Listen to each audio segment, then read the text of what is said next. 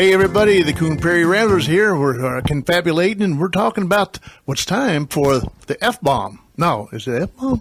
No, that was the last segment. We're talking about the if-bomb now. The F-bomb. It's fixing to fall. Here we go. Oh, yeah. All right, what if? What if you could go back in time or wake up one morning and you were a whole lot younger and in better shape? We do a lot of things, of course, but would you go out and climb trees like we used to back in the day? I would do it at least once.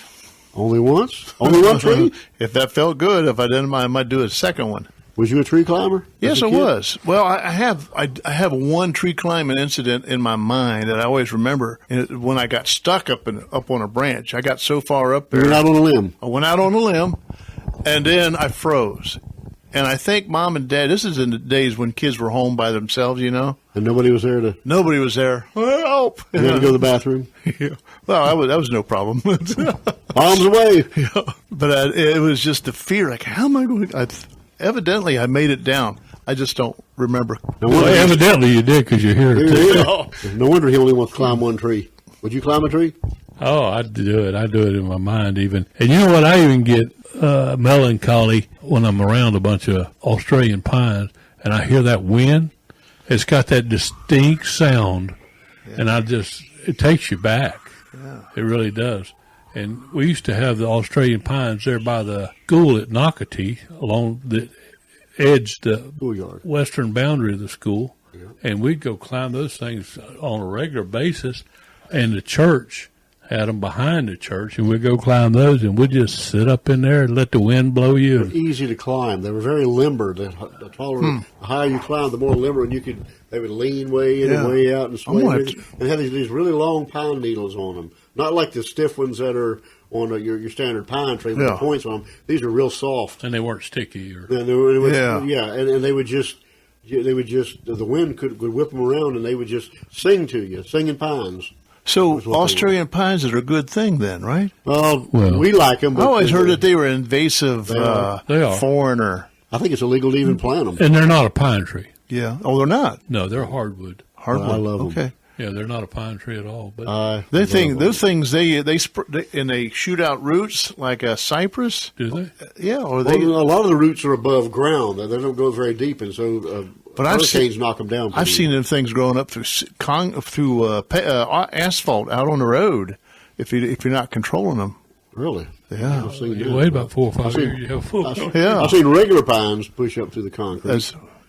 But down at the state hospital where I worked out there was an old sewer plant that was built in 41, and it shut down about 1973, 74. But it was abandoned down there. But there's a big stand of Australian pines down there next to the old sludge beds. And when I had some spare time, if I was down there checking out the sewer plant that was working at the time, I'd go down there sometimes on a windy day and just sit underneath because the pine needles would just pile up under those things. It'd be kind of crunchy. Right. You could make a bed out of them and just sit there under the tree and just let that wind just whisper through there or whatever. If that didn't put you to sleep, oh, it would. That's good. Oh, napping. My goodness. And I think that it is ingrained into us to climb trees. Mm-hmm. And it probably goes back to the caveman days. They probably climbed the trees to look around, find things to eat or see. My daughter has always climbed trees. In fact, we have a maple tree in the front yard. We have a bald cypress. A bald cypress is a great tree. Mm-hmm. The only bad thing about a bald cypress, you can't see out of it. Yeah, unless it's wintertime. Yeah, when it's bald. Yeah, like a sycamore. But you don't want to really climb it, Dick. I mean, you want a little bit of coverage to kind of a little bit conceal yourself, but you want to be able to see out. Because I can remember, like, when we climbed those trees in Nocatee, it seemed like you could see forever. I mean, because, here we are in the flatlands, and there's not a lot of 2-story, 3-story buildings around.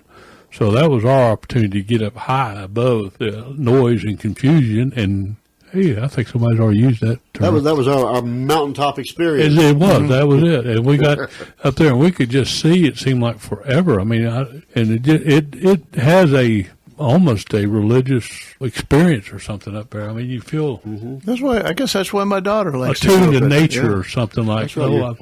Become one with the tree. Yeah, I've become one with the tree. Did you ever carve your initials on the tree? In a heart. I don't know. No, I never did. I don't think I ever did. Back in the day. You ever build a tree fort? Oh, Yes. Yes. Those I are built one great. for my kids. Oh, Australian pines are good for that too. Absolutely. We had one as kids growing up, and my daughter always wanted me to build her one because she knew we had this really cool one. But I wouldn't trust myself. I'm not a carpenter or whatever. And I sure as well I'd build something and collapse and somebody get killed. And I did go out in the backyard for the record, Kimberly. I went out in the backyard one time and studied all the trees we had, but then I changed my mind. And I built one for our kids, and didn't trust Hurricane myself. Charlie blew it away. They weren't in it, were they? At the time? No. What kids? Honey, where's the kids? Yeah. Charlie took them. They're over in the Grove. I tell you, that scares me with my grandkids because they're crazy. They're wild. I mean, I guess I was probably as wild as they are, but it just doesn't seem that way. They'd be jumping off the porch at the tree houses, and I mean, we are we talking tree houses or tree forts? What do we go? We on forts, Either way.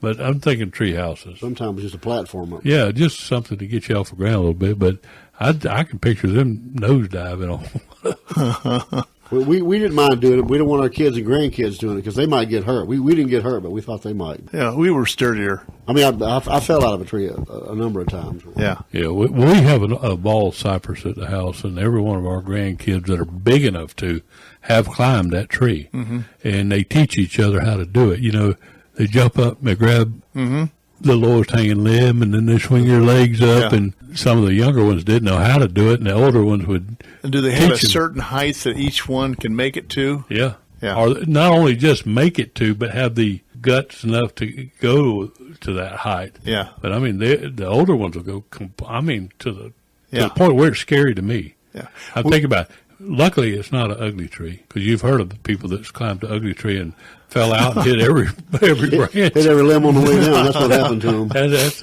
an awful situation too. Some people's family tree not having many limbs on it. No branches. Branches. Just go straight up. There's some of those out there too. But I think we probably all have a favorite tree or two in our memory that we. I grew up in the hills of Ohio, and what we used to do, since there was hills, and the trees were big and they were tall, so a lot of times you couldn't reach it unless you could sink your toenails into the bark and go up like a squirrel. like one of Jerry Clower's relatives can do. There you go. Shinny. Yeah. That's why you shinny. That's the word for the day. But we Shinny. used to cut Shinny up a tree. They used to be like big vines, grapevines or something, Tarzan vines, and you cut loose at the bottom of the tree, and then you could swing way out across the hill. Yeah. I was doing that one day, and the vine pulled out the tree. Yeah, you always took that risk. We went down, but we had some trees down at a couple of swimming holes. We'd climb up in the tree and bail out into the one at Joshua Creek and one at Horse Creek. The one at Horse Creek had a long rope swing. You'd stand on a stump on the other side and swing way out and drop off into the creek. A lot of us had tire swings back in the day too. We were working cattle up at King Lumber Company one summer, and they bought it was so far back out in the woods, they bought our lunch to us, and we were eating up underneath the trees, and everybody started laying down taking naps, and I was a kid, probably, 8, 9, 10 years old, probably 10, and I decided to climb a tree. And I decided to climb out upside down on the limb. You know how you do that? Hang upside down. Hanging. and I shooting kept out. going out further and further on the limb. And my father kept saying, you better quit climbing out on that limb. It's going to break. And I was thinking to myself, I'm not big enough to break this limb. It's not going to happen. So I kept going out further and further. And all of a sudden I heard, crack. Down And that you came. limb broke. And I'm going to tell you what, if you've never fallen from about 10 foot in the air, Backwards, upside down. upside down, Oh, onto man. your back, Son, and you talk about knocking the wind out of you, I thought I was going to die. Look out scary for it. feeling. Oh, it is awful. You don't know what to do. You Forgot can't about that catch your feeling. breath. And that was probably the last time I've climbed out on a tree. Really? I mean, on a limb. Mm-hmm.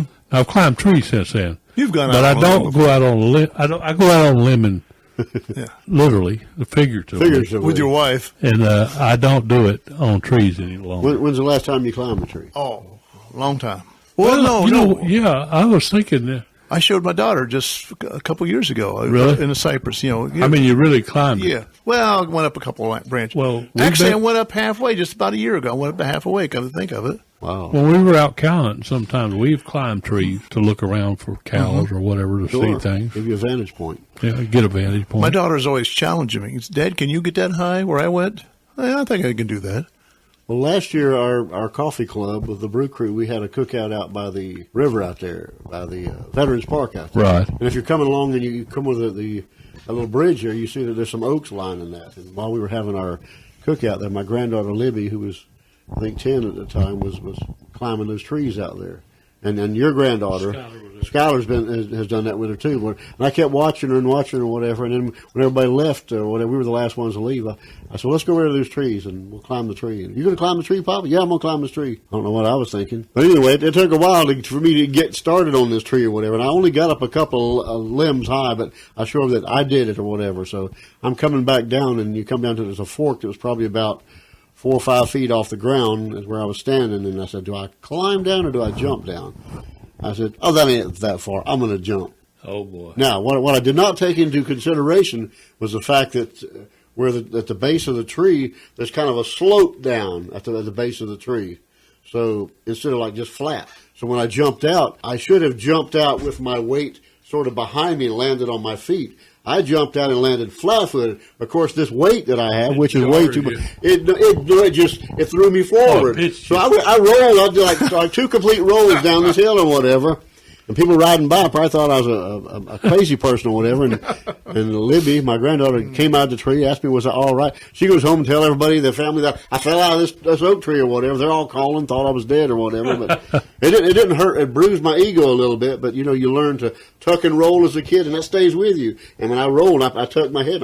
I could doodle bug. I just rolled over a couple of times and was laying there for a minute before I got up. But I think you need to that'll teach me. Channel the spirit of Jerry Clower and rewrite that story and make it Jerry Clower-esque. Well, that's about all there is to it. But yeah, but he could run that on for 30 minutes. But he could, yeah. I can't. But that's an absolute true story or whatever. And that probably wrapped up my tree climbing career unless I lose about 100 pounds. And you'd have to change Libby's name to something a little more country, like yeah, Lulu. Lulu's her nickname, so I'd go with Lulu, yeah. Little Lulu. Little Lulu. I was a kid at school, too, that when everybody was gathered up underneath an oak tree and it having a heavy dew or it had been raining, I was the kid that'd sneak up there behind you and shake that limb and just drown you with water. Well, that used to be a lot of monumental trees in our life. I don't know if they had it when you were in school here at DeSoto County.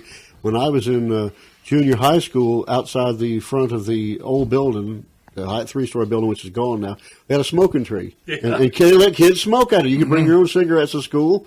And you were underage, but they let you smoke outside school. It was a smoking tree. They had some benches around.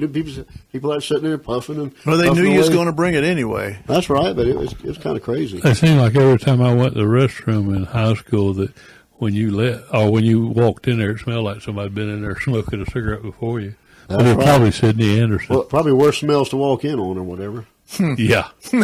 We're down to about a minute, but we enjoyed confabulating about trees. If you're walking into the restaurant, the cigarettes is the least of the problems. Restaurant. Yeah. Anyhow, well, we're down to about 30 seconds. Come to think of it, restaurants, I'm glad they banned smoking in restaurants. Let's talk about smoking another time. That'd be good. Yeah, it would be. We're going to smoke on out of here. We appreciate y'all listening to us and putting up with us. At ease, smokes if you got them.